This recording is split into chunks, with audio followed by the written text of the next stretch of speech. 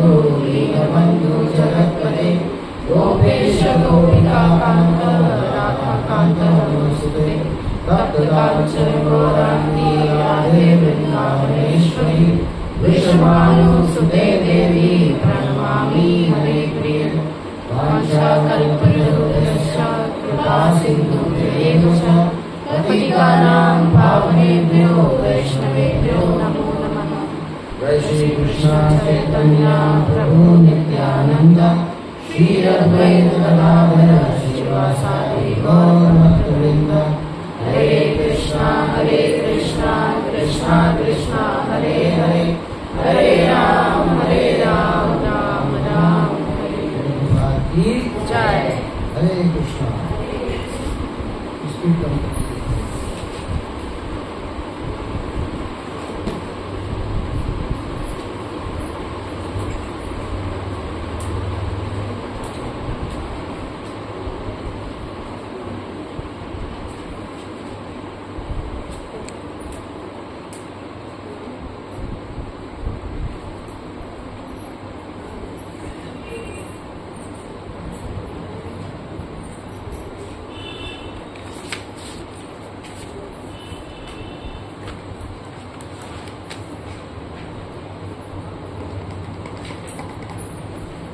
आज हम लोग पढ़ रहे हैं भगवद गीता के बारे में, the importance of Bhagavad Gita. Bhagavad Gita का क्या महत्व है हमारे जीवन में, कब पढ़ना चाहिए, क्यों पढ़ना चाहिए, उसके पढ़ने का क्या लाभ है। इससे संबंधित एक श्लोक आता है। ये श्लोक इंट्रोडक्शन में है, इंट्रोडक्शन है, वहाँ पे श्लोक दिया हुआ है। बोलिए, सर्व उपनिषदो गावो, सर्व उपनिषदो गावो, सर्व उपनिषदो गावो, सर्व उपनिषदो गावो, दुग्धा गोपाल नंदना, दुग्धा गोपाल नंदना, दुग्धा गोपाल नंदना, दुग्धा गोपाल नंदना, पार्थो वत्स सुधीर भोक्ता, पार्थो वत्स सुधीर भोक्ता, पार्थो वत्स सुधीर भोक्ता, पार्थो वत्स सुधीर भोक्ता, दुग्धम गीतामृतम महत्, दुग्धं गीतामृतं महत्, दुग्धम गीतामृतम महत्, दुग्धं गीतामृतं महत्, सर्वोपनिषदो गावो, सर्व उपनिषदो गावो, दुग्धा गोपाल नंदना, दुग्धा गोपाल नंदना, पार्थो वत्स सुधीर भोक्ता, पार्थो वत्स सुधीर भोक्ता, दुग्धा गीतामृतम महत्। दुग्धा गीतामृतं महत्। इसका अनुवाद इस प्रकार से बोलिए, यह गीतोपनिषद, यह गीतोपनिषद भगवद गीता, भगवद गीता जो समस्त उपनिषदों का सार है, गाय के तुल्य है, और ग्वाल बाल के रूप में विख्यात भगवान कृष्ण इस गाय को दू रहे हैं। अर्जुन बछड़े के समान है, अर्जुन बछड़े के समान है, और सारे विद्वान तथा शुद्ध भक्त तथा शुद्ध भक्त भगवद गीता के अमृतमय दूध का पान करने वाले हैं। यहाँ बताया सर्व उपनिषदों गावो दुग्धा गोपाल नंदना, सर्व उपनिषदों गावो। तो यहाँ पे बताया गया है कि जो भगवद गीता है इसकी तुलना गाय से की गई है, काऊ से की गई है। और गाय कब दूध देती है, जब उसके सामने बछड़े होते हैं। तो बछड़े के रूप में कौन है? अर्जुन है। अर्जुन वहाँ पे बछड़े के रूप में, और उस दूध को निकालने वाला ग्वाला कौन है? कृष्ण है। और अमृत रूपी जो दूध निकल रहा है उसका पान करने वाला कौन है? उसको पीने वाले भक्त हैं, डिवोटी हैं, सारे के सारे महात्मा लोग।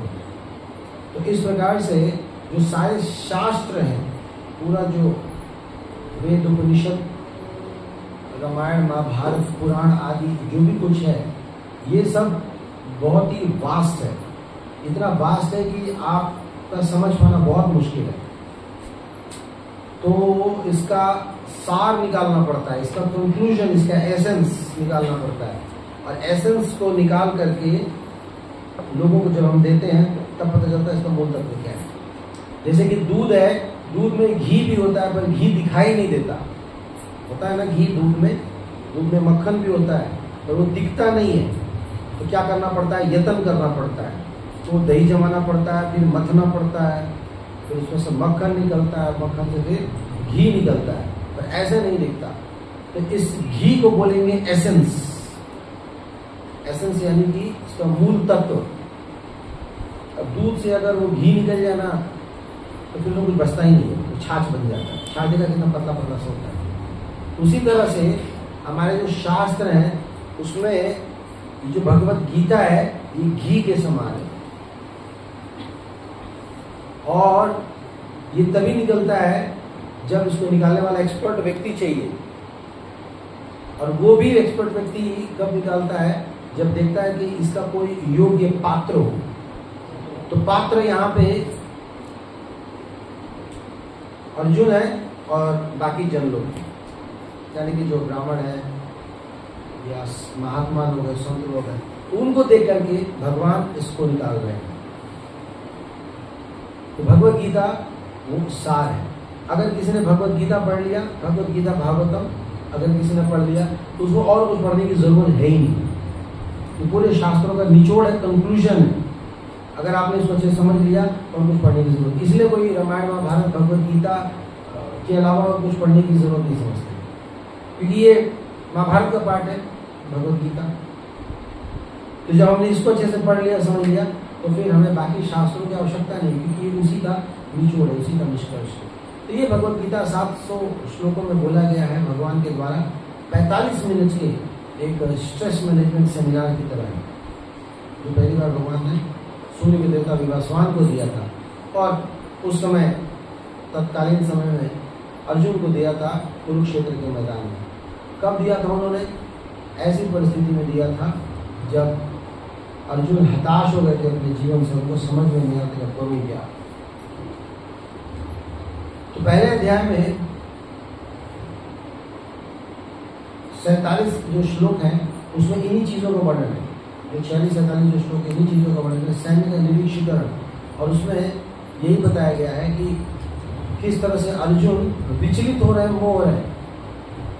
शुरू में तो जो सेनाएं हैं उनका वर्णन दिया गया है, लेकिन बाद में फिर अर्जुन के बहाने हैं कि क्यों भगवत गीता नहीं लड़ना, क्यों महाभारत नहीं लड़ना चाहते, या फिर क्यों वो भगवान की आज्ञा का पालन नहीं कर पा रहे हैं। ऐसा इसलिए क्योंकि वो एक ऐसे द्वंद में फंस गए थे जिसमें हम लोग भी अक्सर फंस जाते हैं। और उसको कहते हैं मोह, कंपैशन, और उसको कहते हैं पाप पुण्य का डर, या उसको कहते हैं सामाजिक रीतियों में बंध जाना, या अपनी ड्यूटी को नहीं पहचान पाना। इन चीजों में फंस गए थे। और हमारी भी स्थिति यही होती है, हम भी हर पल कहीं ना कहीं महाभारत जैसी स्थिति भी हमारे जीवन में, हमें समझ नहीं आता क्या करें। तो ऐसे में परमात्मा बैठे हमारे हृदय में, जो गुरु के माध्यम से हमें बीच बीच में जीवन की शिक्षाएं देते हैं, और हमें समझ में आता अच्छा ऐसा करना चाहिए। तो शुरू में आप देखोगे तो बहुत सारी गलतियां करते हो कोई डिसीजन लेने के लिए, लेकिन जैसे जैसे भक्तों के संग में रहोगे तो आप खुद महसूस करोगे कि भगवान आपको खुद आंसर देते हैं, और आप ज्यादा किसी के ऊपर डिपेंडेंट होने की जरूरत नहीं पड़ती। भगवान आपको खुद, जब आप भगवत गीता पढ़ना शुरू कर दोगे और प्रभुपाद जी के प्रवचन सुनोगे, आप उनके बुक्स पढ़ोगे, तो आपका दिमाग इतना शार्प हो जाता है कि आप खुद आंसर मिलना शुरू हो जाएगा। ऐसा होता है। मतलब भगवान के पास मुझे उतनी दिक्कत अब नहीं होती जैसे शुरुआती समय में होता था। शुरू में हम लोग प्रवचन तो दे लेते थे, पर कई बार हम ही फंस जाते थे, और अगर ऐसा हो तो क्या होगा हमें पता ही नहीं चलता। पर अब प्रश्न आता है तो उसके वो आंसर भी आता है, अंदर से एक प्रश्न आता है और अंदर से आंसर भी आ जाता है, दोनों आ जाता है। और कई बार हमसे ऐसे प्रश्न भी पूछे जाते हैं जिसके आंसर मुझे पता नहीं होता, लेकिन जब पूछे जाते हैं और जब हम बताते हैं तो आंसर निकलता भी है, बिल्कुल बरोबर आंसर निकलता है। तो सब के सब जो है भगवान व्यवस्था करते हैं, परमात्मा व्यवस्था करते हैं, गुरु व्यवस्था करते हैं। ऐसी शरणागति होनी चाहिए हमारी। तो अगर हम डेली भगवत गीता पढ़ेंगे, भगवत गीता का पाठ पढ़ेंगे, तो आप देखेंगे इन सारे प्रश्नों के उत्तर आपको मिलने लगेंगे। तो क्यों हम भगवत गीता पढ़ते हैं? इसका उत्तर ये है, हम भगवत गीता पढ़ते हैं सबसे पहले नॉलेज के लिए, ज्ञान के लिए, इसलिए भगवत गीता पढ़ते हैं। और उसके बाद भगवत गीता हम इसलिए पढ़ते हैं ताकि नॉलेज के बाद हमारे अंदर आए ट्रांसफॉर्मेशन, परिवर्तन, इसलिए भगवत गीता पढ़ते हैं। और ट्रांसफॉर्मेशन के बाद क्या आता है? ट्रांसफॉर्मेशन के बाद प्यूरिफिकेशन, शुद्धिकरण होता है हमारा। और शुद्धिकरण, प्यूरिफिकेशन के बाद आता है रिफॉर्मेशन, फिर हम बदल जाते हैं। अब हम वैसे नहीं रहते जैसे हम पहले थे। पहले हम द्वंद में थे, अब द्वंद में नहीं रहते, इसलिए भगवत गीता पढ़ते हैं। तो क्या बताया? सबसे पहले नॉलेज के लिए, ज्ञान के लिए पढ़ते हैं।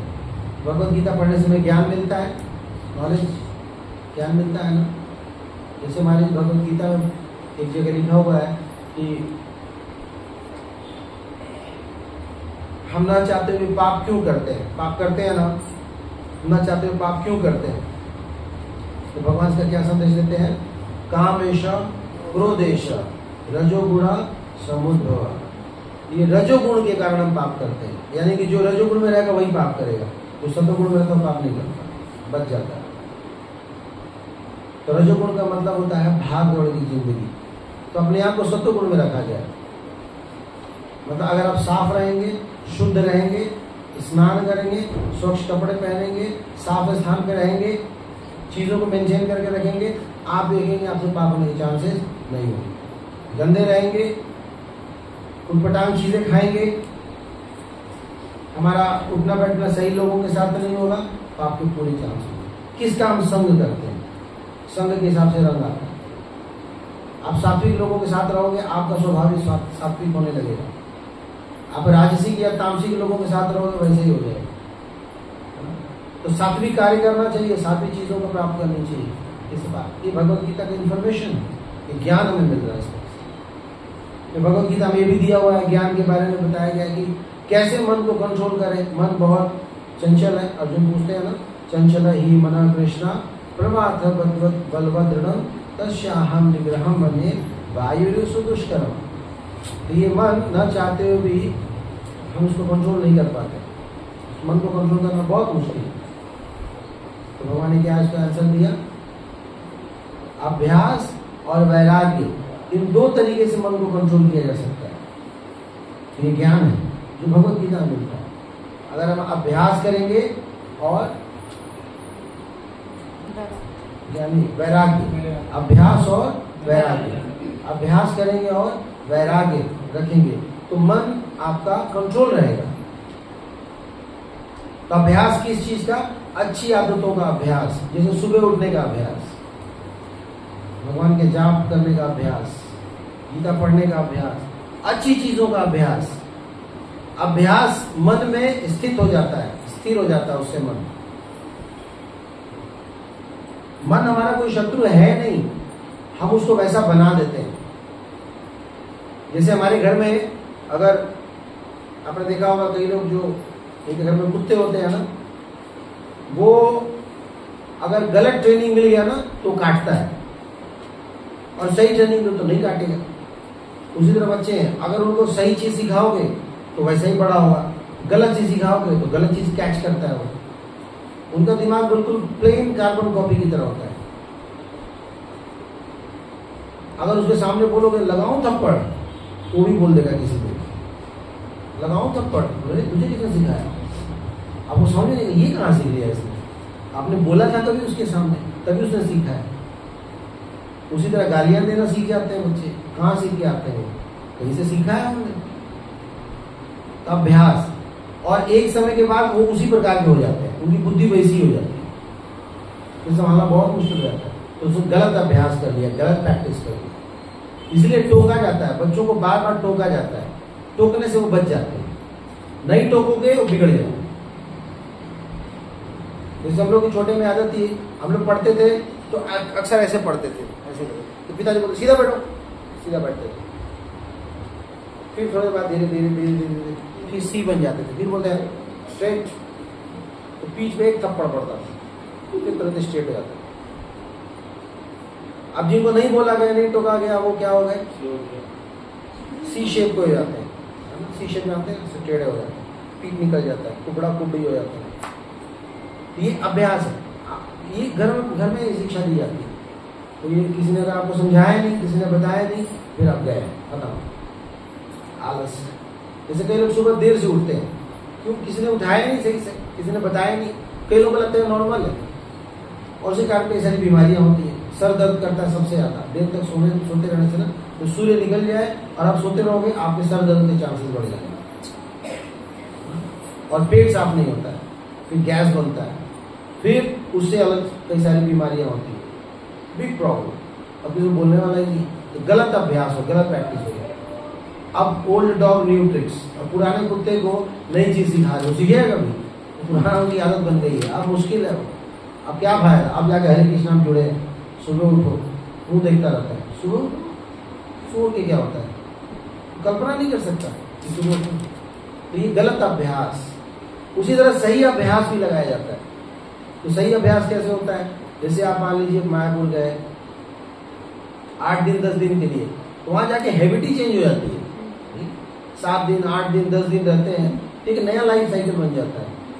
8 बजे तक सो जाते हैं, 2-2:30 बजे तक जग जाते हैं, 6 बजे तक माला पूरी हो जाती है, 8 बजे तक भागवतम पूरा, 9 बजे तक खा पी लिए, और जब दुनिया उठती है सो के, तो फिर हम सोने जाते हैं, एक राउंड हम फिर से सो लिए, और बढ़िया लगता है, सब कुछ अच्छा लगता है। तो ये प्रैक्टिस है। गलत प्रैक्टिस है, आपने किताब खोला और मोबाइल देख लो, तो जब किताब खोलोगे आपको मोबाइल याद आएगा। सही प्रैक्टिस है कि आपने जब किताब खोला तो थोड़ी देर के लिए सही हम पढ़ेंगे, नींद आए तो भले सो लेंगे लेकिन उठ के पढ़ेंगे। तो आदत दिलाने से माइंड ठीक रहता है। और दूसरा वैराग्य होता है। तो वैराग का मतलब सिर्फ साधु महात्माओं को जीवन को वैराग्य नहीं कहते हैं। वैराग सबके लिए है, गृहस्थों के लिए भी है और ब्रह्मचारी सन्यासी सबके लिए। गृहस्थों के लिए सबसे ज्यादा है। क्यों सबसे ज्यादा है? क्योंकि उनके पास त्यागने को बहुत कुछ है, बाकी लोगों को त्यागने को कुछ है ही नहीं। और जो भिखारी है वो क्या ध्यान देगा, खुद ही भिखारी है। तो गृहस्थों के पास बहुत कुछ होता है त्यागने का। तो हर उस चीज को त्याग देना चाहिए जिसकी हमारे को जरूरत नहीं है, तो माइंड ठीक रहता है। जैसे अपने घर का अखबार बेच दो तो माइंड खुश होता है या रखे रहने से खुश होता है? बेच के अच्छा लगता है ना रखे रहने से अच्छा लगता है? आपका घर खाली हो गया, दुख तो नहीं होता और इतना सारा कचरा हमने निकाल दिया, ऐसा तो नहीं होता। You feel good. घर में कितने सारे तेल के डब्बे होते हैं ना, 5 लीटर वाले, 2 लीटर वाले, 1 लीटर वाले, जो बोतल वोटल होते हैं, सब कचरे वाले को बेच दिया। पुराना रेफ्रिजरेटर जो कई दिनों से आप उसको अलमीरा बना के रखे थे, उसको भी आपने बेच दिया। दुख होता है ना, अच्छा लगता है। इसको बैराग है। जिस चीज की जरूरत नहीं है उसको दे दीजिए। मान लो बाल बड़े हो जाते हैं प्रभु जी के, तो बाल को कटवा लेते हैं, तो खराब लगता है ना, अच्छा लगता है? अच्छा लगता है। ऐसे जंगली की तरह लगते हैं, बाल कटवा लेते हैं तो अच्छे बच्चे लगते हैं। तो अनर्थों को नहीं मिलती होगी। अब जिसमें बड़ा बड़ा झोंटा बाल रखा है, क्लिप लगा के लड़कियों की तरह घूमता रहता है, तो कितना मेंटेनेंस होता है। अजय देवगन बनता है, एक आंख ही बंद हो जाता है, बाल गिरते गिरते ऐसे ही हो जाता है वो। तो उसको किसी ने बोला हेड शेप करा के देखो कैसा लगता है, तो बहुत खुश होते हैं। थोड़ा हेड शेप कराने से पहले दिक्कत होती है, लेकिन बाद में बहुत खुश होते हैं। तो बढ़िया रोज 3 महीने का झमेला खत्म हो गया, 1 स्टॉप शॉप। ये बैराग है। जिस चीज की जरूरत है वो न रखें, इससे मन कंट्रोल होता है। ये ज्ञान है। और ज्ञान से क्या आता है? नॉलेज की बात आता है ट्रांसफॉर्मेशन। फिर आपका हृदय बदलता है, आपके अंदर परिवर्तन आता है। ट्रांसफॉर्मेशन कैसा ट्रांसफॉर्म करते हैं हम अपने आप को? जो आपकी सोच है वो बदलने लगती है। आपको लगता था कि जो देर तक सोता है उसी की नींद पूरी होती है, पर आपको पता चल रहा है नहीं, जल्दी सो के जल्दी उठने से भी नींद पूरी हो जाती है। ये ट्रांसफॉर्मेशन है। पहले आपको लगता था कि नहाओ या ना नहाओ क्या फर्क पड़ता है, लेकिन अब आपको पता चल गया भगवत गीता से कि नहीं, साफ रहने से ना आलस्य नहीं आता, पढ़ाई अच्छी होती है। अब आप करके देख रहे हो। ट्रांसफॉर्मेशन, ये सब ट्रांसफॉर्म यानी कि प्रैक्टिकल एप्लीकेशन। तो पहले इंफॉर्मेशन था, उसके बाद ट्रांसफॉर्मेशन, फिर तीसरा क्या है? प्योरिफिकेशन। प्यूरिफिकेशन। प्यूरिफिकेशन किसका होता है? आत्मा का। जब आप शरीर से साफ सुथरे रहते हो तो आत्मा भी खुश होती है।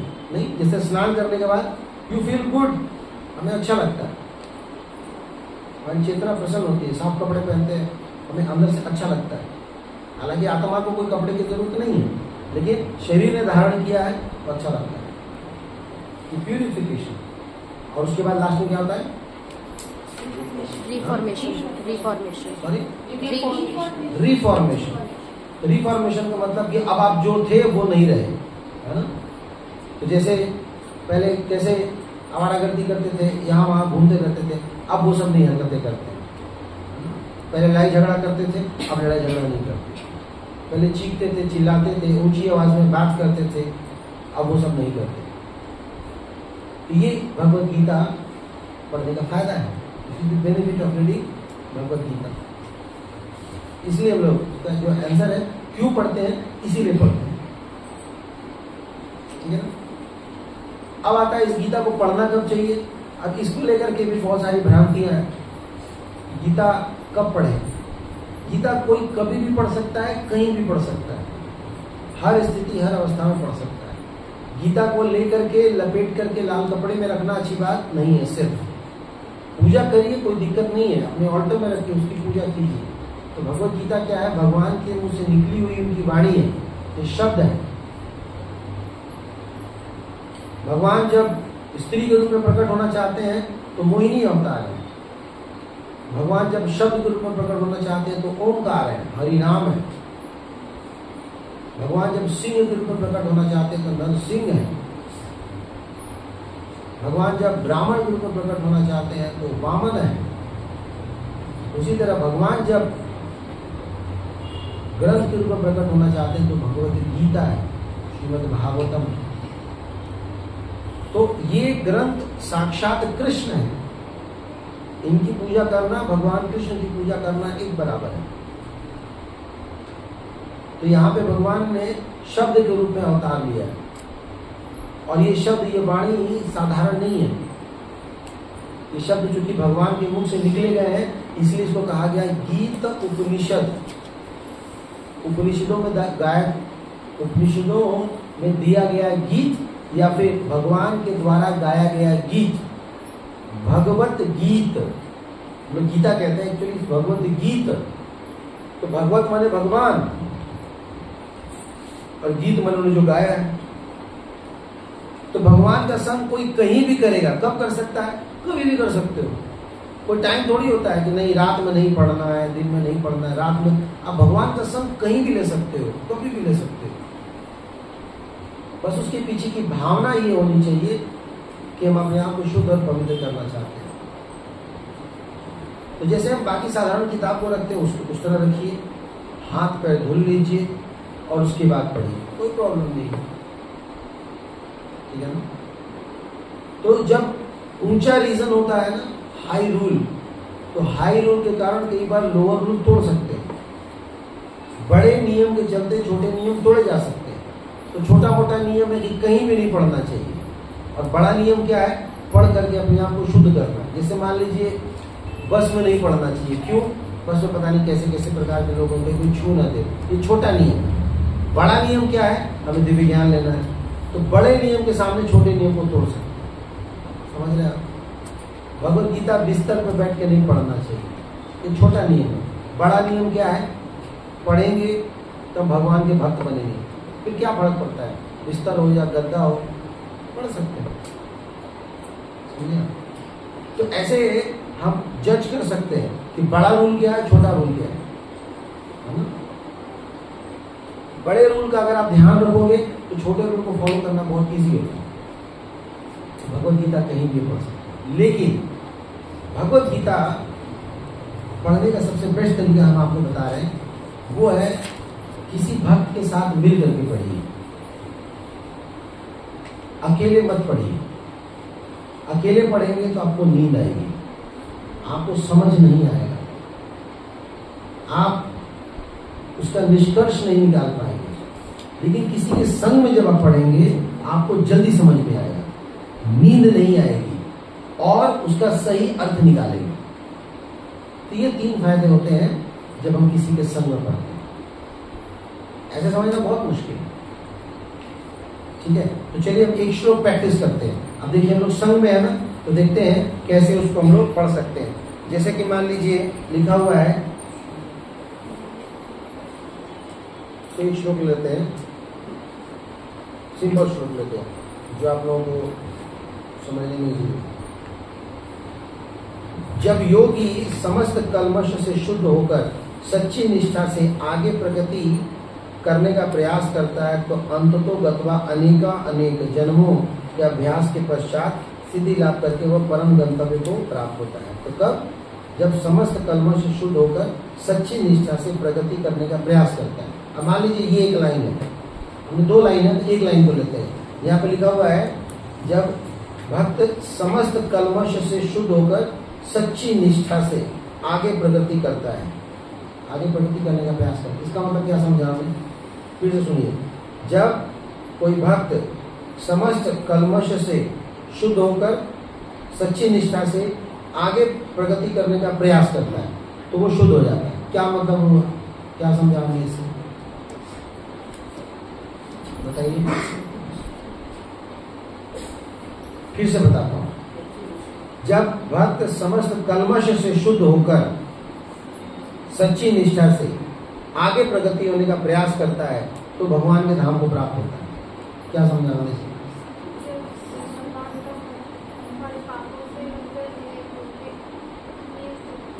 इस लाइन में क्या क्या निकल के आया, आप हमें बताइए। क्या क्या इंपॉर्टेंट चीज निकला? पहला, सबसे पहले नहीं नहीं नहीं नहीं नहीं, सबसे पहले इस श्लोक में ये निकला कि भगवान के धाम कैसे जाना है। भगवान के धाम जाना है ना।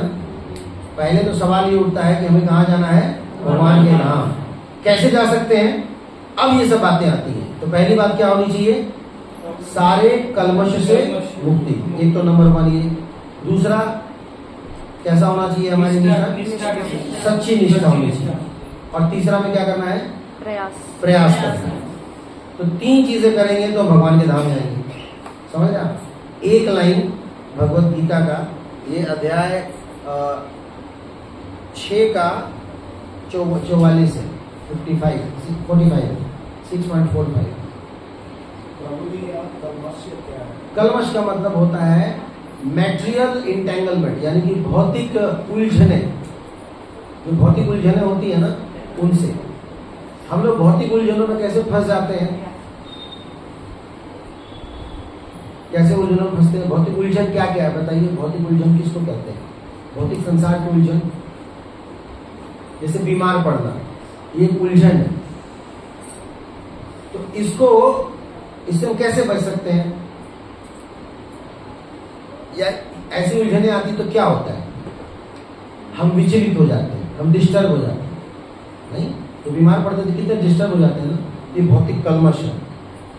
कई लोग बीमार पड़ते बिल्कुल डिस्टर्ब नहीं होते,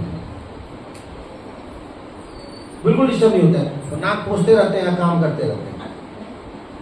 कई लोग फीवर आता, काम करते रहते हैं।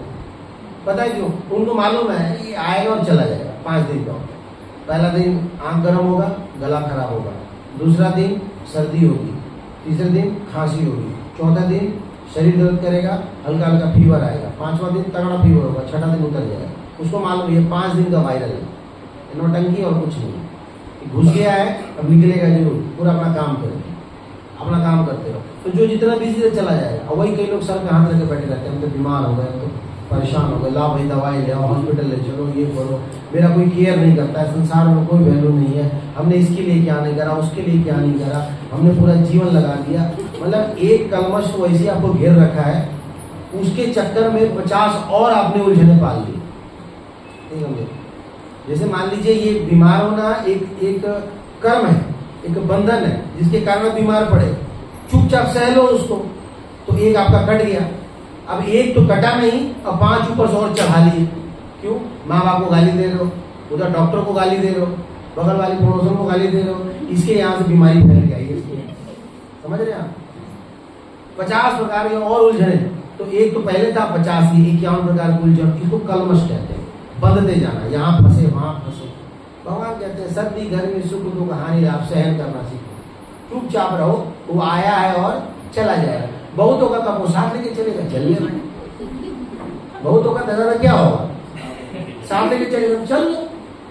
तो चीखने चिल्लाने हल्ला करने से क्या हो जाए? कि कल्मश कहते हैं। एनीवे, तो हम श्लोक पे आते हैं। तो हम लोग ये समझने की कोशिश कर रहे हैं कि भगवत गीता कैसे पढ़ें। तो भगवत गीता में पढ़ना चाहिए कैसे? भक्तों के संग में। अकेले नहीं पढ़ना है। और क्या बताया तुम्हारे? एक बार बताया था कि अकेले नहीं पढ़ना है, हमेशा किसी के संग में पढ़ना है। और संग में पढ़ने का मतलब उसको डिस्कस करना है, तभी आपको समझ में आएगा। नहीं तो क्या घेर लेगा? आलस। आपको समझ में ही नहीं आएगा ये है क्या इसमें। अब एक लाइन यहाँ पढ़ रहे हो, आपका दिमाग बिल्कुल ही भटका। अब आपको पता चल गया भगवान के धाम जाना है तो 3 काम करना है। एक, कलमश से बचना है। दूसरा, निष्ठा के साथ, मतलब पूरा मन लगा के इसी में। और तीसरा, प्रयास, लगे रहना पड़ेगा, बस भगवान धाम चले जाओ। ये लोग मुक्त होते हैं। तो भगवान का फॉर्मूला दिया। ऐसे बैठ करके जब चर्न करेंगे ना, उसको निकालेंगे, तो ऐसे भगवत गीता पढ़ा जाता है। नहीं तो अकेले क्या होगा, आप निष्कर्ष नहीं निकाल पाओगे। मैंने यही पहले बोला था, एक तो आप आलस में फंसोगे, दूसरा निष्कर्ष नहीं निकलेगा, और तीसरा मैंने बताया था संग, जो संग का उसका अभाव रहेगा। तो ये 3 चीजें जो हमें ध्यान रखनी है पढ़ने के लिए भगवत गीता, कि अकेले ना पढ़ें, निष्कर्ष जरूर निकालें, और तीसरा किसी के साथ बैठ करके पढ़ें। 2 व्यक्ति 3 व्यक्ति जो भी आपके सखा सखी हो, उनके साथ बैठिए और डिस्कस कीजिए, तब देखिए कितना अच्छा इसका निष्कर्ष निकलता है। ऐसे पढ़ा जाता है भगवत गीता। अब तीसरा पॉइंट आता है, क्या होगा भगवत गीता पढ़ करके। हम लोगों ने कब सुना और कैसे सुना, अब क्या होगा भगवत गीता पढ़ के। तो इसमें वैसे तो मैंने शुरू में आपको बता दिया था कि क्लीनिंग होती है, ट्रांसफॉर्मेशन होता है, और प्यूरिफिकेशन होता है, और रिफॉर्मेशन होता है। भगवत गीता पढ़ने से एक सबसे बड़ा लाभ ये होता है कि आप भौतिक संसार से मुक्त हो सकते हैं। भगवत गीता हमारे लाइफ का लाइफ मैनुअल है। जैसे किसी यंत्र का एक निर्देशिका होता है ना, तो कैसे यूज किया जाए, उसी तरह मनुष्य को शरीर चलाने की निर्देशिका है, एक लाइफ मैनुअल है। इस बॉडी को ऑपरेट करने का तरीका दिया हुआ है। अगर इस प्रॉपर ऑपरेशन को हम फॉलो करेंगे, इस ऑपरेटिंग प्रोसीजर को फॉलो करेंगे, तो आप देखेंगे आपको दिक्कत नहीं आएगी। लेकिन ऐसा नहीं है कि आप भगवत गीता पढ़ेंगे तो आपको कष्ट नहीं आएगा। ये गलत मैसेज है, ये गलत बात लोग बताते हैं कि आप गीता पढ़ो तुम्हारे जीवन में कभी कोई प्रॉब्लम नहीं आएगी। नहीं, ऐसा नहीं है। अगर आपको कष्ट होना लिखा है वो तो आएगा ही आएगा। लेकिन गीता पढ़ने से फायदा ये होता है कि आप उसके लिए मेंटली प्रिपेयर्ड रहते हैं, तो आपको पता नहीं चलता है, आपको पता चल जाता है। जैसे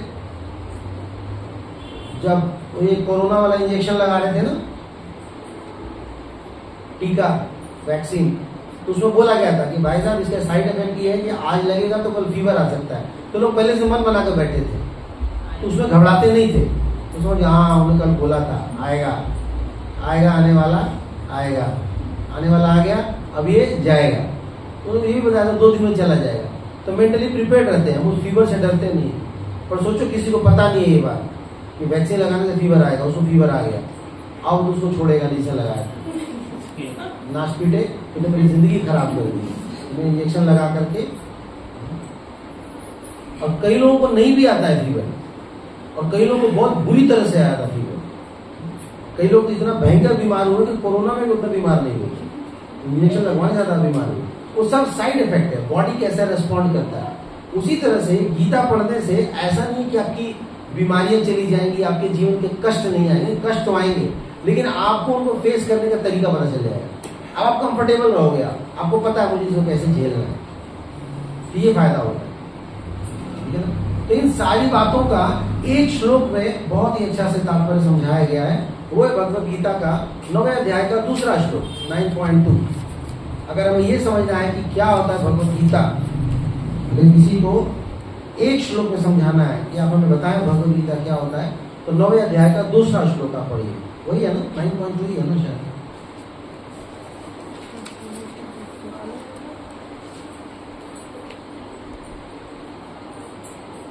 सब लोग बोलिए इस श्लोक को मेरे साथ में।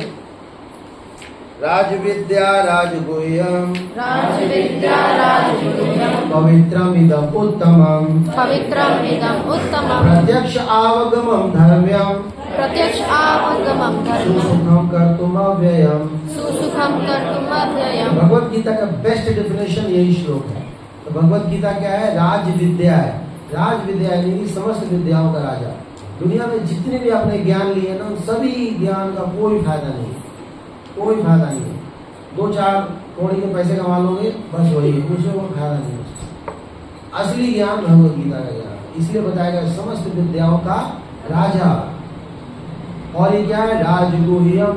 इसमें बहुत गोपनीय बातें दी हुई हैं, जैसे आत्मा के बारे में, मन के बारे में, प्रकृति के बारे में, भगवान के बारे में, भगवान को कैसे खुश करते हैं उनके बारे में, भगवान की कैसे पूजा करनी है। मन मना भव मद भक्तो मध्याजी मां नमस्कुरु।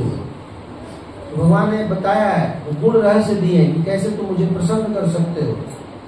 राजगुह्यम, प्रकृति के 3 गुणों के बारे में बताया ये प्रकृति को कैसे कंट्रोल कर सकते हो, माया को कैसे कंट्रोल कर सकते हो। सब लोग माया से बहुत परेशान है, माया सबको नचाते रहती है। तो माया से बचने का तरीका भगवान क्या बताया है? भगवान ने कहा मया अध्यक्षेण प्रकृति सूयते सचराचर हेतु नानेन कौन्तेय जगत विपरिवर्तते। ये प्रकृति मेरी एक जगह, माया मेरे अंडर में काम करती है। अगर तुम मेरे शरण में रहोगे तो तुम्हारा कुछ नहीं बिगाड़ेगा। जैसे कभी कभी किसी के घर पे जाते हैं ना, तो कुत्ता भौंकने लगता है, काटने आता है। तो जैसे अंदर से चोपड़ा सा आवाज देते हैं टॉमी नो, तो तू मिलाने लगता है, वो जाके वो डॉगी बैठ जाता है। तो मालिक ने जब कुत्ते को बोला तो कुत्ता नहीं काटेगा, एक आवाज दे दिया। उसी तरह भगवान मालिक है और माया देवी उनकी दासी है। तो जैसे ही भगवान देखते हैं कि कोई भक्त उनकी सेवा में लगा है, तो माया उसको परेशान नहीं करता। लेकिन जहां कोई कृष्ण को भूला तो फिर क्या होता है? माया देवी तुरंत अटैक करती है। तो माया का मतलब क्या है? माया का मतलब ऐसी चीजों के पीछे पड़ना जिसका कोई फायदा ही नहीं, उसको माया कहते हैं। माया, माँ मने नॉट, नहीं, या मने है। जो है नहीं उसको हम है मानते हैं, वो माया है। इससे उसको उदाहरण क्या है? जैसे कोई पशु है, कोई पशु रेगिस्तान में उसको दिखता है वहां पानी है, तो सोचता मैं पानी जाके पी लूं, पर वहां जाता वहां पानी नहीं मिलता, वो मिराज होता है, मृग तृष्णा होता है। फिर वहां जाता होता नहीं वहां पानी है, नहीं वहां पानी है, नहीं वहां पानी है, पानी कहीं नहीं होता, ऐसा दिखता है। देखा आपने सड़क पे लगता है पानी गिरा हुआ है, पर पानी होता है क्या? नहीं होता। और वो बेचारा तड़पते मर जाता है, कहीं पानी नहीं होता। वैसे ही हम लोग, हमें लगता है यहाँ है खुशियां, बस ये काम हो जाए ना, अब देखना ये हमारे 5 तल्ले का बिल्डिंग बन जाए। अब देखो एक एक में रेंटर लगाएंगे और हर रेंटर से ले लेंगे 25-25 हजार रुपए। 1,25,000 आ गए, 25 उसको देंगे, 15 वहां लगाएंगे, 10 ये करेंगे, वो करेंगे, फिर तो मजे ही मजे जी। अब तो आराम ही आराम है, लगा के देख लो आप, पता चलता उसके बाद दूसरी समस्या चालू हुई। अब उसको दिमाग खराब करने वाला आ गया, तो उसकी वजह से 9 समस्या हो। तो लगता है कुछ लोगों को लगता है बस मैं पढ़ लूँ, मेरी इंजीनियरिंग हो जाए, एक जॉब हो जाए, फिर तो बारे नहीं आ रही, मजा ही मजा है, फिर तो करके देख लो नौकरियां।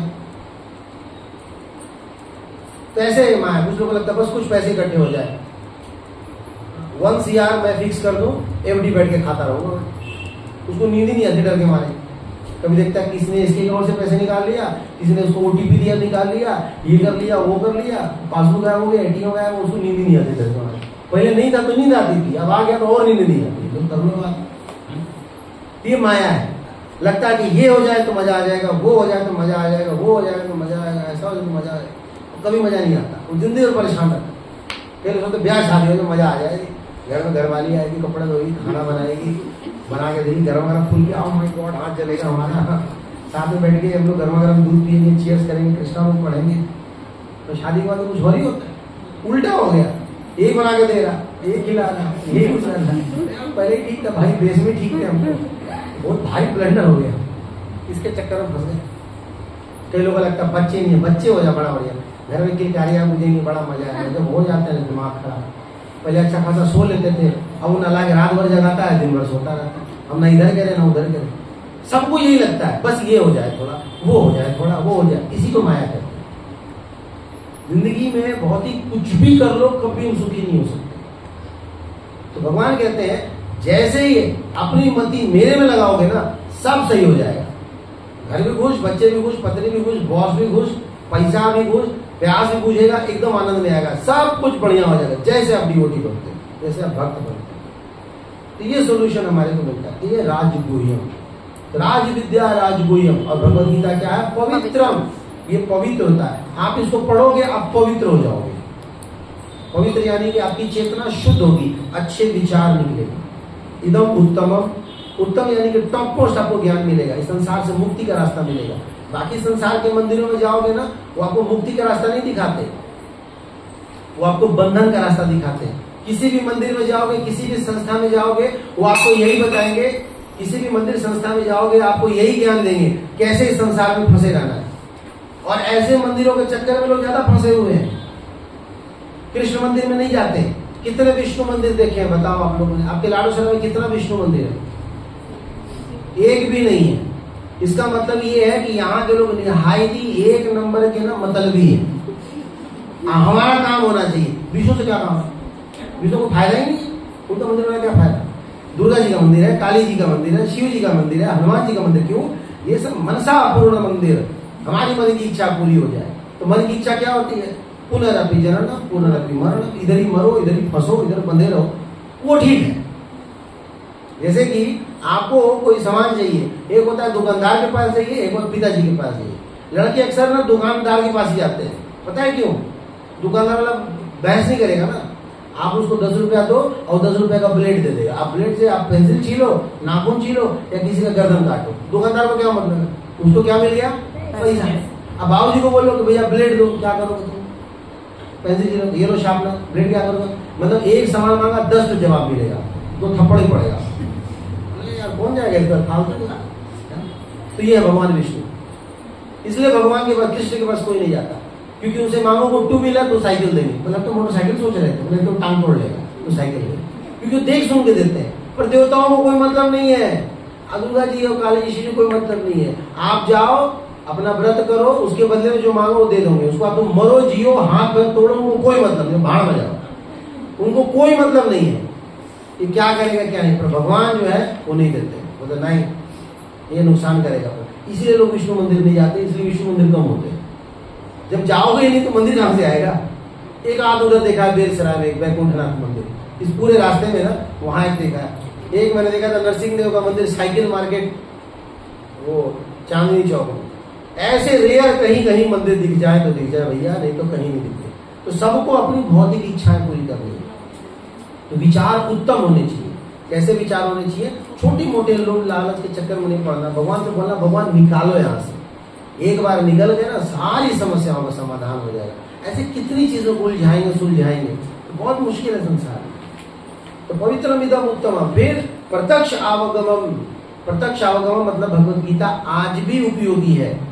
ऐसा नहीं कि 5000 साल पहले वाली बात थी भाई, तब की बात अलग है, अब की बात अलग है, ऐसा थोड़ी ना होता है। वो प्राचीन काल की बात थी, कृष्ण ने जब अर्जुन को सुनाया था वो माहौल अलग था भाई। कुरुक्षेत्र में दिल्ली है ये, गर्मी कितनी बढ़ रही है, सब कुछ बदल गया ना ना ना, ऐसा नहीं। भगवत गीता उस समय भी काम का था, आज भी काम का। आप पढ़ के देख लो, जब आप पढ़ोगे तो आपको वैसा ही परिवर्तन महसूस होगा जैसे अर्जुन के अंदर हुआ था। अर्जुन उलझ गए थे, सुन लिए, सुलझ गए। हम भी उलझे हुए हैं, पढ़ेंगे तो सुलझ जाएंगे। कई लोग सुलझना नहीं चाहते, वो चाहते नहीं हमारा जैसा चल रहा वैसे चलने दो, आंख में पट्टी बांध के हम ऐसे ही ठीक रहेंगे, अंधकार में रहेंगे। ज्यादा पढ़ेंगे, ज्यादा ज्यादा ज्ञान हो जाएगा, मोह माया खत्म हो जाएगा। कई लोग मोह माया पाल के रखना चाहते हैं, नहीं रहने दीजिए प्रभु जी, ज्यादा मत बताइए, इतना ही बहुत है। जानबूझ के कई बार घर वाले मना करते हैं, ज्यादा मत जाया कर, कम जाया कर। ज्यादा जाएगा वो बैरागी हो जाएगा। कई लोग अपनी धर्मपत्नियों में नहीं भेजते, तू बहुत जा रही है चलो वहां पे, कहीं ऐसा ना हो जाए कि फिर तो हम फिर ऐसे ही रह जाए, है ना। डरते हैं सब भेजने से, क्योंकि मालूम है सच्चाई बताएंगे यहाँ पे। हमारे यहाँ तो लिपा पोती का काम तो होता नहीं है भाई। कहावत है ना, बात कहे खर्रा गोली लगे छर्रा, सीधी बात बताई जाएगी आपको, आपको अच्छा लगेगा बुरा लगे। तो सच्चाई तो यही है, माया से बाहर निकल, इल्यूजन से बाहर निकलिए। तो ये आज भी एप्लीकेबल है। तो महात्मा गांधी पढ़ते हैं, स्वामी विवेकानंद ने पढ़ा, उसके बाद मोदी जी ने भी पढ़ा, जितने भी महान आचार्य लोग हैं आज भी भगवत गीता रिकमेंड करते हैं। उसमें कुछ दम है तब ना। तो प्रत्यक्ष आवागमम और धर्म्यम, ये हमें धर्म सिखाता है। तो धर्म का मतलब क्या होता है? To love and serve god selflessly. ये धर्म का डेफिनेशन। धर्म की परिभाषा क्या है? भगवान से प्रेम करना और भगवान की सेवा करना बिना किसी स्वार्थ के, उसी को धर्म कहते हैं। धर्म हिंदू मुस्लिम सिख ईसाई नहीं होता। धर्म का मतलब था भगवान से प्रेम करना, उनकी सेवा करना बिना किसी बदले की इच्छा के। बदले में हमें कुछ नहीं चाहिए, वही शुद्ध प्रेम है। जैसे माँ अपने बच्चे से प्रेम करती है, धर्म्य। और भगवत गीता का 2 वर्ड और आता है लास्ट में, सुसुखम कर्तुम अव्ययम। सुसुखम यानी कि कहीं से भी पढ़ोगे तो आपको इसमें कुछ सीखने को मिलेगा और सबके लिए मिलेगा। सुसुखम का मतलब, सुसुखम वर्ड बना है सुख से और उसके पहले सु लग गया यानी कि स्पेशल सुख। तो सांसारिक चीजें पढ़ते हैं तो सुख मिलता है, इसको पढ़ेंगे तो सुसुख मिलेगा। जैसे शुद्ध होता है तो उसके पहले विशुद्ध, विशेष रूपी शुद्ध, विशुद्ध आत्मा यानी कि स्पेशल प्योर आत्मा।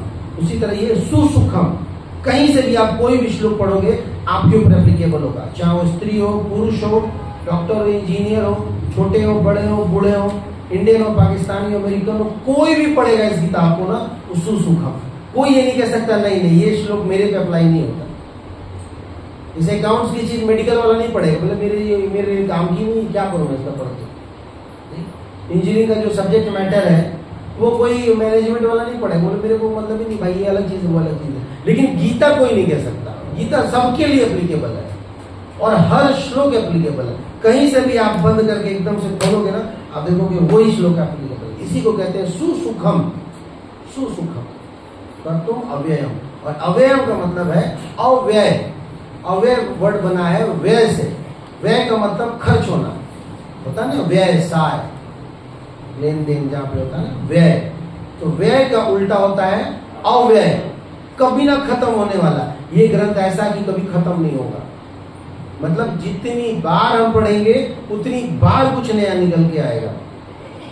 ऐसा नहीं हो सकता कि आपने एक बार 2 बार पढ़ लिया कि हमारा हो गया। हमारी कोर्स की किताब की तरह नहीं है, अभी 10th का हो गया, अभी 12th का किताब पढ़ना है। अब ये भगवत गीता पार्ट 1 हो गया, अब पार्ट 2 पढ़ेंगे।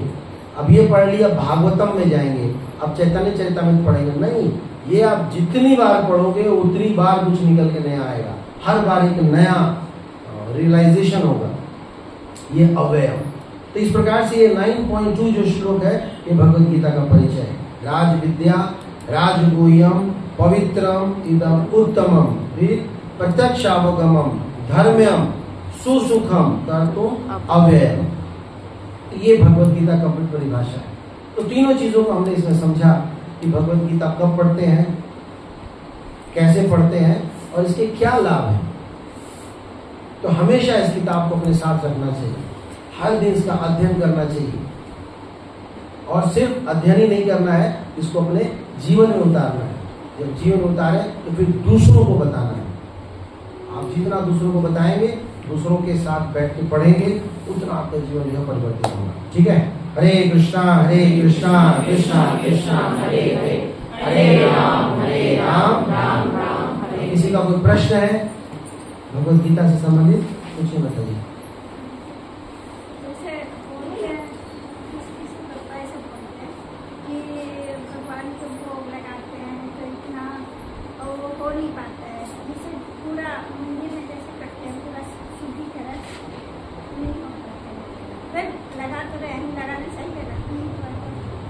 इनका प्रश्न शायद यही है कि हम जब भोग लगाते हैं तो उतने विधिवत नहीं लगाते जितने मंदिर में जिस तरह लगाते हैं, उतनी शुद्धिकरण करके हम नहीं लगा पाते। तो क्या लगाना चाहिए कि नहीं लगाना चाहिए? तो आपका जब बेटा था छोटा, जो उसको अपने हाथ से खिलाते थे और जब उसको भूख लगता था तो वो थोड़ी देर देखा जाता कि शुद्धिकरण से खिला रही है या अशुद्धिकरण से खिला रही है, उसको खाने से मतलब होता है। उस समय आप देखते हैं क्या मैं खिलाने लायक हूँ कि नहीं हूँ, कितना देखता है वो क्या? बस हमें इतना पता है इसको भूख लगी खिलाना है। उसी तरह भगवान होते हैं, आपका भावना अगर खिलाने का है ना, भगवान खा लेंगे। उस शुद्धिकरण वगैरह जो भी है ना, वो औपचारिकता है। वो क्या है? औपचारिकता समझते हैं आप? फॉर्मेलिटी है। फॉर्मेलिटी का ध्यान देना चाहिए, साफ सफाई का ध्यान देना चाहिए, लेकिन उससे ऊपर प्रेम होता है। अगर आप प्रेम से खिलाएंगे ना, भगवान खा लेंगे, एकदम खा लेंगे, और खाते भी हैं। एक माता जी थी, मथुरा में रहती थी, उनके यहाँ सनातन गोस्वामी जब गए तो उन्होंने देखा कि खीर बना रही थी, और जब खीर का उफान आया ना, जब दूध उबल के गिरने लगा तो दातुन से मुंह धो रही थी, उसी दातुन से नहीं चलाने लगी उसको। अब बताइए वो भोग लगता है क्या कभी? पहले उसी को फूंकते हैं, फूंक रहे के थूक रहे उसी में, होता है ना, मुंह लगा देते हैं। क्या भगवान खाते ही नहीं? भगवान सब खा लेंगे, क्योंकि तो प्रेम। लेकिन बहुत ही ज्यादा पूरा औपचारिकता के साथ आप लगा रहे हैं और मन के अंदर दिखावा है कि देखो जी हम कितने बड़ी पंडिताई हो, तो भगवान फिर आपके हाथ से नहीं पाएंगे। तो दोनों चीजों में ज्यादा जरूरी है आपका भाव। आपका भाव, आपका प्रेम अच्छा होना चाहिए। अगर भाव अच्छा है ना तो औपचारिकता भी अपने आप आ जाएगा, आपसे खुद ही रहा नहीं जाएगा, आप खुद ही कॉम्प्रोमाइज नहीं करोगे। तो पहले भाव अच्छे से बनाओ, मन अच्छे से बनाओ, ये सोच के कि हमें तो भगवान को खिलाना है चाहे जो हो जाए। आपके मन में ये होना चाहिए, तो ये बढ़िया भाव है। अब गलत भाव क्या है, गंदा भाव क्या है, हम खाएंगे, हमें खाना है, मेरे घर वालों को खाना है, भगवान को तो याद ही नहीं है। फिर जब बन गया, अरे इनको भोग भी लगाना था, लो यार तो भैया तुम भी खा लो थोड़ा सा, बातों बोलो तो भोग नहीं लगाता है। तो भगवान इस भाव को स्वीकार नहीं करता। बनाया तो अपने चक्कर से, जैसे खुद ढोकला खाने का मन कर रहा है, बना बना के तैयार कर लिया, अब बन गया, तो अब भूख लगा ही देते हैं। फिर और क्या, क्या याद करें, लो भैया लो तुम भी खा लो। तो भगवान आपने ढोकले को भूखे हैं, ये गलत भाव है, इस तरह से भगवान नहीं स्वीकार करते। तो ये सोचना चाहिए कि आज भगवान को क्या खिलाएं। अब गर्मी है, भगवान को मैंगो फ्रूट क्रीम खिलाया है, फिर भगवान को खिलाओ, फिर उसको प्रसाद सबको दो, तब देखो शरीर में लगेगा। यानी कि खुद मन कर रहा ना मैंगो फ्रूट क्रीम भगवान को खिलाए, खुद खाने का मन है, भगवान के नाम के बल पे अपना पेट भरना। इस भावना को चेंज करना, तब भगवान स्वीकार करते हैं, समझ रहे। इसलिए हमारी संस्था का नाम है अंतर्राष्ट्रीय श्री कृष्ण भावनामृत संघ, international society for Krishna consciousness. सारा खेल किसका है, कॉन्शियसनेस का। चेतना कैसी है, चेतना अगर अच्छी है ना, भगवान उसी के साथ प्रेफर करते हैं। एक बार एक राजा साहब जा रहे थे, तो उन्होंने देखा कि एक सब्जी बेचने वाला जो वजन करता है ना, पटकरा कहते हैं ना उसको, जो चढ़ाता है तराजू पे, तो आधा किलो जब लगाना होता था ना, तो मुंह में से पत्थर निकालता था, निकाल के चढ़ा, धो के चढ़ा देगा उस पर, वजन कर दिया।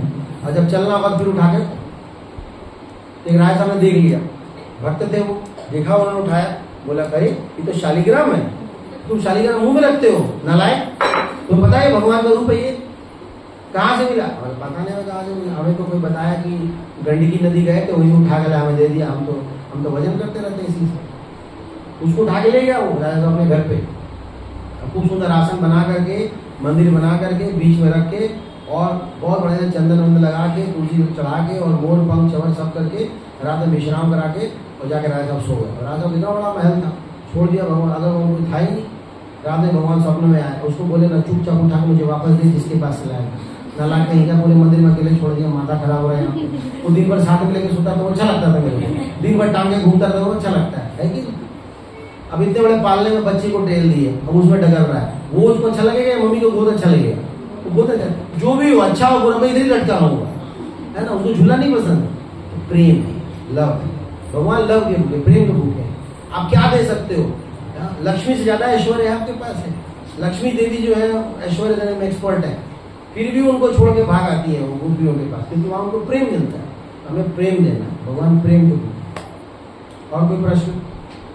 तो जैसे अभी हमने सुना है कि जो भक्त होता है उसके जीवन में भी कष्ट आता है, तो मैंने कहीं पढ़ा था कि कष्ट भी आता है ना, तो उसका इंटेंसिटी भी कम हो जाता है। तो ये कितना? इंटेंसिटी कम नहीं होता है, आपको पता नहीं चलता है। जैसे कि और दिन आप मेट्रो में जाओगे तो रास्ते में बिलबोर्ड, पिक्चर, लोग बाग सब दिखते हैं, पर अगर मान लो किसी दिन अगर आपका एग्जाम है ना, अगर एग्जाम है और यहाँ से रिठाला जाना है, लास्ट स्टॉपेज है ना, समय को रिठाला जो भी, मान लो वहां जाना है अगर, और आपका एग्जाम है, आपको रास्ते में ना बिलबोर्ड दिखाई देगा, ना पिक्चर दिखाई देगा, ना लोग दिखाई देगा। आप ये नहीं बोल सकते ना कि आज बिलबोर्ड पिक्चर कम हो गया, कम नहीं हुआ है उतना ही, आपका ध्यान कहीं और लगा हुआ है।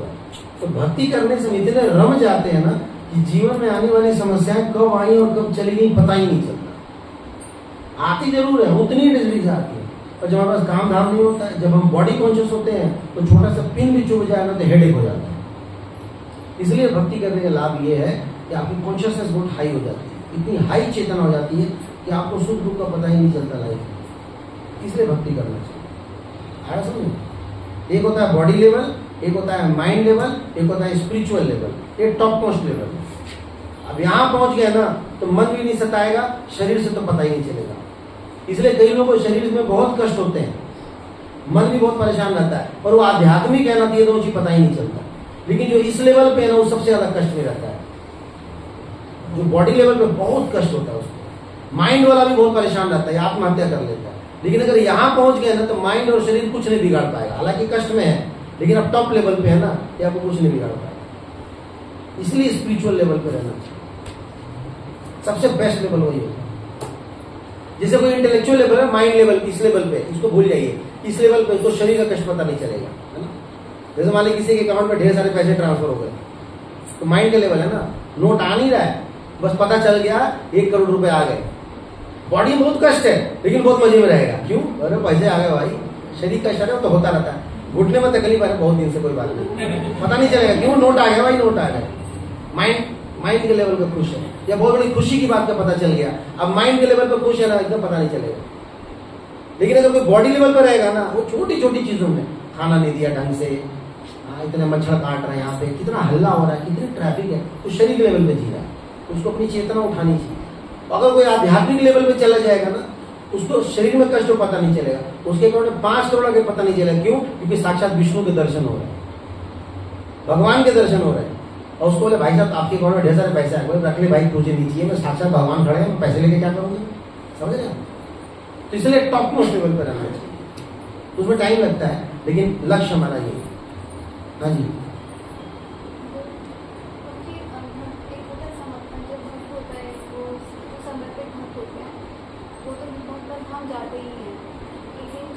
क्या हो जाते हैं? हम जाते हैं, समर्पित हाँ। होते हैं। और जैसे बाकी दूसरे भक्त होते हैं जो अपने भौतिक क्रियाकलापों में रहते हैं और वो कृष्ण को सेंटर में रख के कार्य करते हैं, तो उनका जाना पड़ता है। तो आप ये कह रहे हो कि जो समर्पित हो तो भगवान के धाम चले जाते हैं, और जो समर्पित नहीं है पर कृष्ण को केंद्र में रख के कार्य करते हैं, उनका क्या होता है? देर से जाते हैं। इसका मतलब क्या है? समर्पित का मतलब क्या हुआ? सम्यक रूप से अर्पित, यानी कि फुल सरेंडर। और आप बाकी जो बता रहे हो आधा सरेंडर, हाफ सरेंडर है। तो हाफ सरेंडर तो मैंने हमारे गुरु महाराज कहते थे, जितना दाम भरोगे उतना माल मिलेगा, जितना आप दोगे उतना आपको रिटर्न मिलेगा। अगर सरेंडर पूरा है तो कृपा पूरा, सरेंडर 10 रुपया का है तो 10 रुपये का कृपा मिलेगा। चॉइस हमारी सरेंडर बढ़ाना चाहिए। पर ये है कि कुछ नहीं से कुछ तो है, तो कोशिश करना चाहिए समर्पण बढ़ाएं। समर्पण आए कैसे? ग्रंथों को पढ़ करके, उसका प्रचार करके, उसी में रम करके, तो धीरे धीरे आपका लाइफ को पता ही नहीं चलेगा, है ना। हाँ जी, हाँ नहीं, मैंने ऐसा नहीं अकेले पढ़ेंगे तो भूत पकड़ेगा। हाँ, मतलब उतना लाभ नहीं होगा जितना लाभ संग में होगा।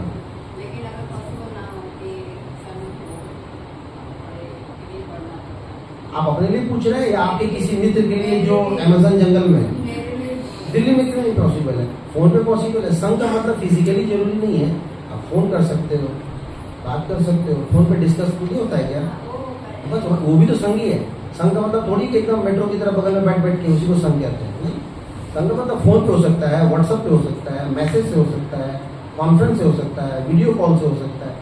उसमें आप कॉल कीजिए माता जी को, बताइए माता जी हम लोग आज चैप्टर 2 डिस्कस करते हैं, इतना से इतना श्लोक के बीच में आप पढ़िए और बताइए आपने क्या समझा। फिर देखिए वो पढ़िए, उनका क्या समझा आपने, फिर दोनों डिस्कस कीजिए। इसका ये भी मतलब निकलता है, ये भी मतलब निकलता है, इसका कैसे समझे आप। एक दिमाग बिल्कुल आपको चीट नहीं करेगा और बेस्ट आउटकम निकलेगा। वो बेस्ट तरीका पढ़ने का। और अगर 2 से अधिक हो जाए, 2-3 लोग हो जाए, सब अपना अपना अपना इनपुट देंगे, बहुत बढ़िया स्टडी होगी। उसको कहते हैं Bhagavat study circle, BSc Bhagavat study circle, बहुत बढ़िया होता है वो। वैसे भगवत गीता समझ में आता है। ऐसा कहने में आपको नींद आ जाएगा, वो समझ में नहीं आएगा हो क्या रहा है। ठीक है ना? और कोई प्रश्न? No question? क्लियर? क्या क्वेश्चन है? प्रसादम स्पॉन्सर का, ये प्रसादम जिसने स्पॉन्सर किया उसको मोबाइल दिया जाएगा आज। Today's prasadam sponsored by Rajmata ji. Rajmata ji है वो सिस्टर ऑफ शीला माता जी। कौन है राजमाता जी? तो राजमाता जी आपकी बहन की तरफ से है। तो माता जी ने आज का इवनिंग प्रसादम स्पॉन्सर किया है। तो हम सब माता जी के लिए प्रार्थना करें, शीला माता जी के लिए भी प्रार्थना करें कि उनकी आध्यात्मिक प्रगति हो। भगवत गीता पढ़ें भक्तों के संग में, माता जी पढ़ाएं, खुद भी पढ़ें, और इस प्रकार से उनको भगवान की विशेष कृपा प्राप्त हो। हरे कृष्णा कृष्णा कृष्णा हरे हरे, हरे राम राम राम हरे। तो कितने लोग आप भगवत गीता पढ़ोगे? कम से कम एक श्लोक डेली। अभी भी कई लोग सोच रहे हैं क्या आप पढ़ोगे? नहीं आते हैं? श्लोक नहीं आते। तो श्लोक मैंने कब बोला? मैंने श्लोक बोला क्या? आपको किसी न किसी के साथ पढ़ने का प्रयास करना है। चलो मैंने प्रयास वर्ड डाल दिया, आज के श्लोक में प्रयास था ना। कितने लोग प्रयास करेंगे किसी न किसी के संग में रहकर पढ़ने का? प्रयास तो करो मेरे भाइयों बहनों माताओं, प्रयास करो, ट्राई करो। बढ़िया आते रहे आप, कम से कम कुछ नहीं से कुछ तो होगा ना। यहाँ सुनो और बाहर जाकर के डिस्पैच करो किसी को, ले भैया तुम्हें सुन ले, आज हमने ये समझाया। और ज्यादा सवाल जवाब करे बोलो वहीं पे आ जाना, बुधवार को सुबह 8 बजे पूरी समझा देंगे तेरे। तो कहने का मतलब है ना, इस मंदिर को आप बाकी मंदिरों की तरह ना समझें कि बस आए टाइम पास किए चले गए। इधर आइए, पढ़िए, सुनिए, समझिए, अपने जीवन में उतारिए उसको। कम से कम इतना अपने आप को मजबूत कीजिए कि अपने धर्म को किसी के सामने प्रस्तुत करने की शक्ति हो आपके अंदर। इतना कलेजा रखिए, तो कोई फायदा नहीं है यहाँ वहाँ घूमते रहने से, टाइम पास करने से, खाली तिलक कंठी और गले में माला लटका रहने से। हम भक्त हैं जी। 2 सवाल पूछे फरार। सवाल पूछते हो तुम नरक में जाओगे। जवाब देने की हिम्मत रखो आप, तो तभी आएगा जब हम लोग पढ़ेंगे। ठीक है, बहुत बहुत धन्यवाद। हरे कृष्णा की आरती करेंगे प्रसाद। हम लोग बहुत ही जल्दी एक मैंगो फेस्टिवल करने वाले हैं। कितने लोग चाहते हैं उसमें भाग लेना? Mango festival. तो मैंगो फेस्टिवल में होता क्या है ना, कि पूरा टेम्पल हम लोग ना मैंगो से सजाएंगे, ठीक है ना। और पूरा ऑल्टर जो है मैंगो से। क्यों मैंगो से ही? क्योंकि मैंगो क्या है? आम क्या है? राजा है, सभी फलों का। तो राजा को अगर समर्पित कर दिया भगवान को, तो ये जामुन, अंगूर, केला, ये सब तो अपने आप समर्पित है। मोदी जी को चढ़ा दिया तो पूरा कैबिनेट अपने आप समर्पित है कि नहीं? तो राजा साहब को चढ़ाएंगे, मैंगो जी को चढ़ाएंगे, ठीक है ना। तो आप सब तैयार हैं? तो मैंगो आके खाना नहीं है, मैंगो लेके आना है। ये नहीं कि यहाँ पहुंच गए, हाँ प्रभु जी मैंगो कहाँ है, मैंने सुना मैंगो बटेगा, मैंगो लेकर के आना। तो आप सबको मैंगो लाना पड़ेगा, ठीक है ना, और मैंगो चढ़ाना पड़ेगा। फिर मैंगो को चढ़ा करके फिर आप ही लोगों में बांट दिया जाएगा। लेकिन पूरा कमरा मैंगो मैंगो होना चाहिए। अभी कल हमने बेलसराय में सेलिब्रेट किया था, बहुत बढ़िया भक्तों ने सजाया, बहुत सुंदर, एकदम चारों तरफ मैंगो ही मैंगो था। और यहाँ के लोग तो वैसे ही, हमने सेलिब्रेट किया है ना पहले कभी, हाँ सबको एक्सपीरियंस है। तो कितने लोग मैंगो लाने को तैयार हैं? चलिए ठीक है, थोड़े काम की बात कर लेते हैं। कितना कितना मैंगो ले आएंगे तो काम चल जाएगा? कितना किलो मैंगो हो जाए? 1 टन? 1 टन ज्यादा हो जाएगा? ज्यादा हो जाएगा, ठीक है। हर कोई कितना कितना कोशिश करेगा लाने का? कितना? 1 पीस उसी आम पे उधर की इसका चरणामृत बना के दे देंगे। हाँ जी, 2 पीस, 5 किलो, 10 किलो। हरि बोल। लिखो लिखो लिखो, राज माता जी के 10 किलो। और कोई बड़ा नंबर बताइए, कौन ले आएगा? यस, 10 किलो के आसपास वाले कोई? 5 के आसपास वाले? ओके, बीना माता जी और नाम नहीं पता मुझे, हमारे आत्मा प्रभु के घर वाली माता जी, भाभी माता जी, भाभी माँ कहते हैं ना, भाभी माता जी 5 किलो। हरि बोल। और वो माता जी रजनी माता जी की तरफ से भी 5 kg। लिख रहे हो आप? क्या नाम है? कल्याणी माता जी। और हमारे सबसे पुराने बेस के कांग्रेगेशन डिवोटी देवेंद्र प्रभु। हरि बोल। अब तो आप और दीपिका माता जी अलग अलग जाओगे ना। दीपिका माता जी का जॉब लगा, मैंने सुना है जॉब करी नहीं, मेरे को बताया माता जी जॉब करती है। हाँ तो फिर ठीक है, तो कोटा अलग से रहेगा और क्या, इंडिविजुअल आत्मा है सब, ठीक है। और कौन लिख रहा सबका? 5 किलो प्रभु जी की तरफ से भी। क्या नाम है? विजय प्रभु। और प्रताप प्रभु की तरफ से 500 किलो, 5 किलो, ठीक है। और यस माता जी, आपकी क्या नाम है? नौंदिता माता जी 5 किलो वास्ते ठीक है। तो ठीक बोल रहा हूँ, तो मोटा मोटी हम ही जाने ठीक है। ओके, यस माता जी। बड़े दिनों बाद शशि माता जी के दर्शन हुए, शशि मैंने चांद होता है, ईद का चांद। आप जल्दी स्वस्थ हो और आप लाते रहे आप। 5 किलो शशि माता जी की तरफ से भी हरि बोल। ओके, अब कितने लोग जो है 2.5 किलो वाले हैं, 2.5 वाले? पीछे पीछे देख लो सब चारों तरफ। कल्याणी माता जी, गर्दन घुमा लो एक बार। विद्या माता जी है, सुनैना माता जी है, और कौन था? पीछे भी एक माता जी हाथ खड़े किए थे। वो माता जी क्लास में बहुत रेगुलर रहती है माता जी। यस, ठीक है। बाकी अपने तरफ से भी लाइएगा जितना हो सके, ये आपका भाव है। मैं तो माहौल इसने थोड़ा सा बना दिया, पता चला उस दिन मैंगो लिख के कागज रख दिए वहां। ठीक है ना? तो हम लोग आपको बता देंगे, मे बी नेक्स्ट वीक या नेक्स्ट वीक ना आपको बता दिया जाएगा, थोड़ी तैयारी करके। आज हमारे कुछ बच्चे गए हुए ट्रेनिंग के लिए, प्रिया माता जी वगैरह कुछ लोग ट्रेनिंग के लिए गए, वरना सेलिब्रेशन तो आज ही का प्लान था। तो मे बी नेक्स्ट वीक या नेक्स्ट वीक थोड़ी बारिश भी हो जाएगी तब तक, तो बढ़िया आ जाएगा। अभी कार्बाइड वाला आ रहा है। और प्लीज आम जो भी आएगा ना, डायरेक्ट महाप्रसाद नहीं बोलना उसको, है ना? पानी में डुबो करके लेना है, नहीं तो फिर वो स्वास्थ्य के लिए हानिकारक हो सकता है। सब लोग भगवान नहीं है ना, हम सब भगवान के सेवक है। भगवान कुछ भी पचा सकते हैं, हम लोग नहीं पचा पाएंगे, डायरेक्ट हो जाएगा पेट। इसलिए उसको प्रॉपर तरीके से ऑफर करने के बाद, पानी डुबोने के बाद तभी लेंगे। तो वो सब आपको बता देंगे एकादशी के बाद ज्यादा अच्छा रहेगा, उसके बाद अच्छा रहेगा। ठीक है, तो 18 तारीख को निर्जला एकादशी, उसके बाद करें।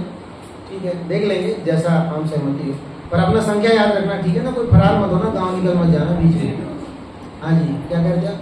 हाँ, एक दिन पहले अगर आप लोग ला के दे दें तो भी चलेगा, लेकिन उसमें एक दूसरा चक्कर है। हमारे यहाँ दूसरे भगवान लोग बैठे हैं, पता नहीं रात में निपटा ना देते हैं। ऐसा करना तो नहीं चाहिए। ठीक है, नहीं आम ही लाने दो, ज्यादा भाव आएगा, ज्यादा फीलिंग आएगा। जो सामान आप खुद देते हैं ना, गुड्स खुद देते हैं, उसमें ज्यादा फीलिंग आती है। आप चुनोगे, आपको फील आएगा कि हम ये भगवान के लिए परचेज कर रहे हैं। नोट थोड़ा सा इम्पर्सनल हो जाता है, पर जहाँ संभव नहीं वहां पे हम देते हैं। ठीक है जी, बहुत बहुत धन्यवाद। हरे कृष्णा। और कितने लोग चाहते हैं यहाँ पे बोट फेस्टिवल हो? जगह कहाँ है यहाँ पे? एक बार हमने किया था, छोटे वाले में से भी कर दिया था एक बार, है ना? हो ही जाएगा। हाँ, क्योंकि उसमें आप थे नहीं ना। आप थे? फोटो देखा था, जो बेस देखा था। चलिए ठीक है। तो कल हम लोगों ने साकेत में बोट फेस्टिवल मनाया था। बेस बहुत बड़ा नाव का, वो जो क्या है, मानसी गंगा बहुत छोटी थी, तो मेरे को बोट देख के लग रहा था यहाँ के लिए परफेक्ट होगा। लेकिन आके लाडूसराय में ना सारे देवी देवता, 33 करोड़ देवी देवता आते हैं। जैसे फेस्टिवल करो ना, कोई पता नहीं कहाँ से इतने सारे लोग आ जाते हैं। लोग डरते 2-4 कूद ना जाएंगे पानी में। तो अच्छी बात है भीड़ की संख्या, लेकिन थोड़ा क्राउड कंट्रोल करना पड़ेगा। और बच्चों को दूसरे वाले फेस्टिवल भेजना पड़ेगा, और बच्चे बहुत आ जाते हैं।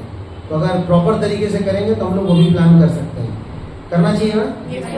वो नाम लेते आगे भी से आ गई, हमारा अकबर एंथोनी सब पहुंच गए। ठीक है, बाद में बात करेंगे। ये लोग आ गए हैं। हरे कृष्ण की जय। चलिए अब आरती करेंगे।